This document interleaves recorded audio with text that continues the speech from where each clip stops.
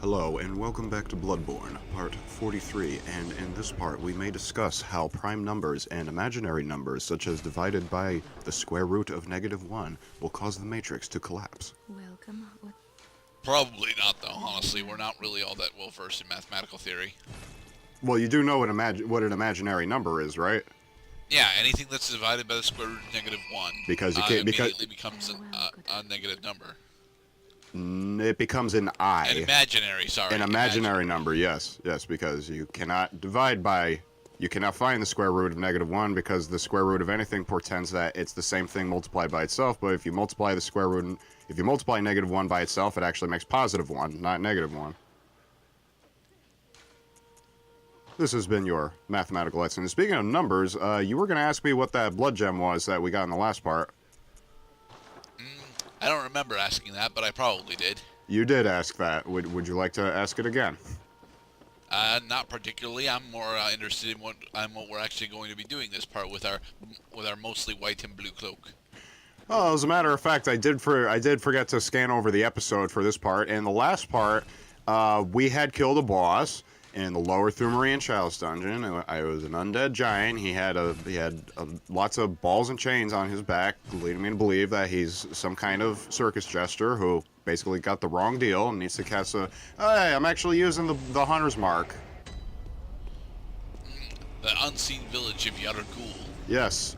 Please take great care during this, especially by not carrying a pocket full of blood echoes. So I use the function of the hunter's mark is to do exactly this. You're about to do something dangerous, so you relinquish all of your blood echoes voluntarily so you can't risk losing anything. So if I die right now, I don't lose any blood echoes. I have none to lose. Okay.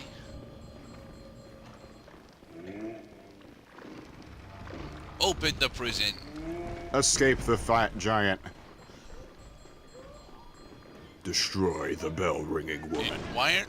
But you didn't go destroy the bell-ringing woman yet. Because I had to open the super special and really important door first. Okay. Running comprises a lot of your zero blood echo trips. Yeah. Laser beam! From another dimension! Well, no, actually, we got to see the caster. It was the Cthulhuoid monster, on the wall there. Yes. So all you're doing here is reactivating this hunter's lamp that was deactivated because of the phases of the blood moon. Actually, that in the distance is the previous hunter's lamp. This is a new one. Chalice Dungeon Land. Good to be back. Good to be back. Where's the raw? No, Where's the stuff? Where are the goods?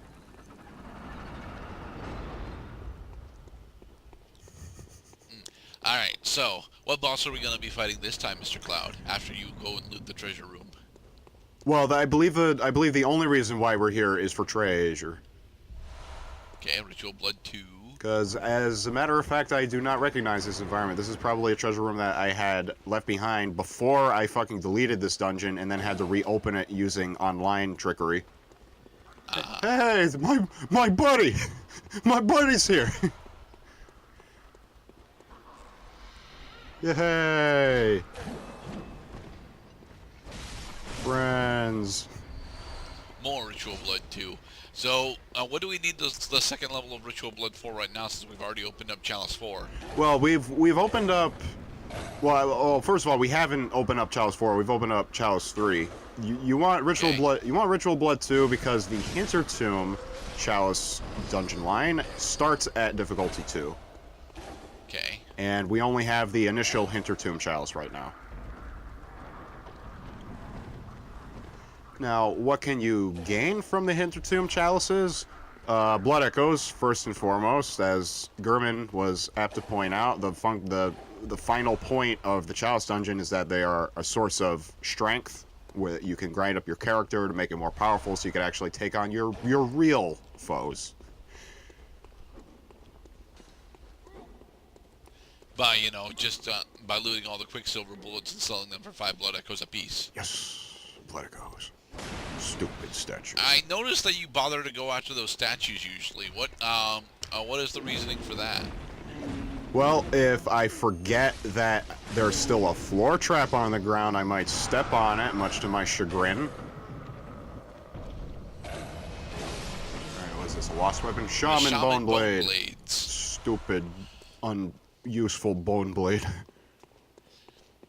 It's a projectile weapon, right? It's a melee weapon, actually. It's Huh. similar to the poison knife. It inflicts a status ailment on your opponents, much like the poison knife right there. However, while poison knife is projectile, inflicts poison, the Shaman Bone Blade is melee and it inflicts confusion. Ooh. Yep. Does confusion actually serve a purpose in this game? It serves a purpose against AI. It's difficult to simulate confusion on a human character who's using a controller to guide its movements versus an AI whose movements are determined by scripting and priorities, and these things can be manipulated so that the enemy will lose direction and make him much more vulnerable to attack. Okay. I never use the Shaman Bone Blade though. I noticed that you're just skipping over the Blobby there. Oh, I need Blobby. Where's Blobby? Did Blobby go? Oh, he's gone. You missed him. Damn it. Oh, hello there, friend. What I need to do first is get rid of this scorpion here. Rock him like a hurricane. Ow. No, the scorpions aren't. Ooh, that's a level 3 gemstone. Yes, level 3. I mean, it was a dirty blood gemstone, but you know.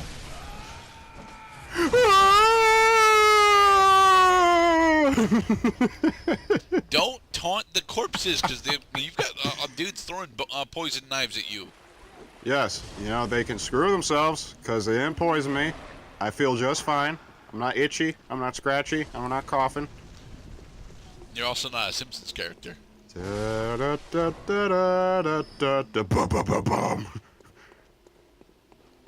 I miss The Simpsons. Well, it's still running. If you really want to go spend some time with Bart, you can still do it. Like pretty much every Tuesday or Monday night at 5. It's just not the same anymore. They have a social agenda. Like they didn't have a social agenda before. They just wanted to be funny. That's all they wanted. Ah, Cloud, you make future Cloud wonder why the hell you didn't skip past portions of a dungeon that you already have done before. Huh. Past Gerdette was complaining about that, and past Cloud didn't seem to mind it either. Alright. I want it stated for the record, again, because I'm sure I've mentioned this before, that I knew going into this how long and boring and repetitive the Chalice dungeons were. That's why I dispelled the illusion right away that they were anything more than that. I eventually do start applying edits. I just not yet. Beast Possessed Soul. Alright, the Beast Possessed Soul, also known as the Capra Demon. Alright. But he's still difficulty 2, so he's probably going to go down really, really fast. I suppose the reason why I'm showing this is because it is still a boss encounter. I do get insight for doing this. I do get blood echoes for doing this, but... Yeah, I'm okay with seeing the boss encounters in the Chalice dungeons, to be perfectly honest. Oh yeah. This guy's cool. I just don't want to actually want to sit through the rather tedious aspect of manually traveling through the dungeons and attempting to avoid the summon spiders. Fuck him up. Power attack. Like so. All right, now I'm waiting for the poison fog. No, that's where I came from. That's where the open doors are. There's a lamp. And what was that? 8,000 blood echoes? I wasn't paying attention. It looks like 4,000 actually, because I think I was at 8,000 before I fought the boss. Yes. On to the next treasure room. The second layer of the fetid central Thumerian labyrinth. I believe it was probably each of the treasure rooms that I had missed. 1, 2, and 3. That's why we're here. We're here for treasure. Although actually, now I realize maybe a glaring error in my reasoning is that if I'm looking for materials that will help me open, I'm either looking for materials that will eventually help me open level 4, but I think also that I might need to access the difficulty 3 root chalice versus the standard difficulty 3 chalice that we've already gotten 2 bosses into.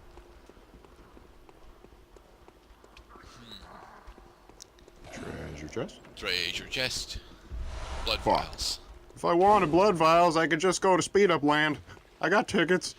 Well, honestly, this looks like it might actually be faster if you're skilled at combat enough to get blood vials, because they're littering this area.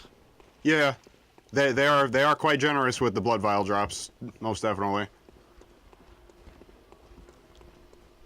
They need to put them in the levels so that you will find them after you've used them, but that of course pretends that you've already been hit a couple times.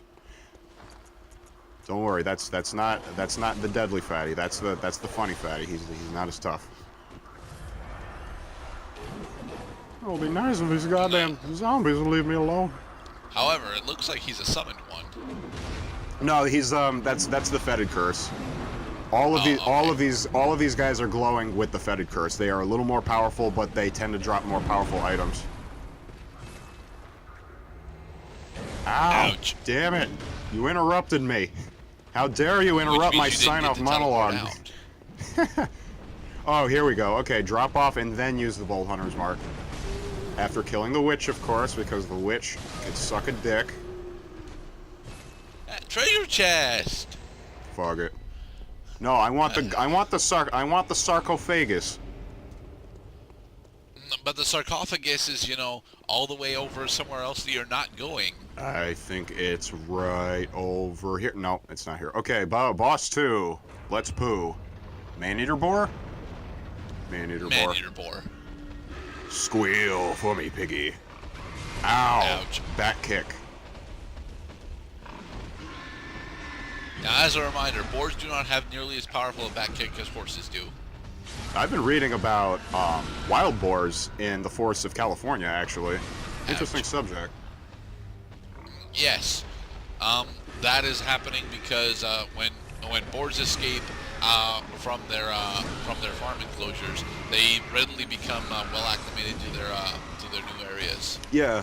In a rather destructive way, I must mention, they have a behavior called rooting, where they sniff out roots and other small vegetation, usually eating it, and then disrupting either the growth of certain plants or throwing a monkey into the whole food chain in the local ecosystem by doing so. For example, the pigs that I was reading about was actually causing more foxes to come out, and foxes hunt eagle eggs. So now the eagle population is in jeopardy. Yep. That is how the circle of life works. It's the circle of life. Yes. Oh, look, another man-eater boar. It's the ass of fortune. But yeah, that's why we're not supposed to introduce invasive species onto opposing continents. That's right.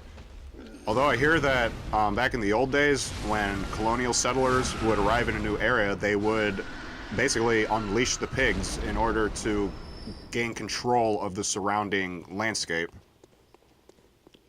Well, given the behavior that you just described, that makes sense. Absolutely.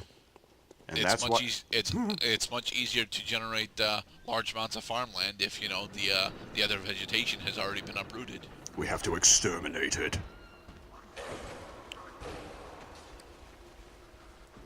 The industrialization of agriculture is very important, Mr. Cloud. It is very important. It's why the creation of artificial nitrogen and fertilizer is probably one of the most significant contributions to the global food system ever. We've never had it the way we had it now. Blobby, come here, Blobby, come back here. Don't you run away from me. Level 2 Bloodstone. Fuck, god damn son of a bitch. Rat attack. Ow. So, is this Pack Rat from MTG? Pack Rat. The Rat Pack. Wait, Pat Rat. I'm trying to remember what Pack Rat does. I remember. Pack Rat has got star power and toughness, where it is equivalent to the number of Pack Rats you control. You can own as many copies of Pack Rat in a single deck as you want, and I don't think he's got Death Touch, but yeah, the goal of the Pat Rat deck is to bring out approximately 10 Pack Rats. So they're all 10/10s with Death Touch. With all of them. Jesus Christ. Well, there's a lot of ways you can do that. Yeah. You usually don't see more than about 6 on the field at a time, because at 6, you know, they're swinging at you for at least technically 36. But, you know, Well, it's got, I tell you what, it's got nothing on what my buddy did to me one time, which is unleash 36 power and toughness 36 Hydra creature tokens at me. How the hell did he generate those? I wish I could remember. I believe it involved a card called the Hydra Broodmother or something. Or the Hydra Dreadmans. God damn it, I came all this way for Blood Echoes? Apparently. God, alright, eat the Blood Echoes. It's tasty. Bye-bye.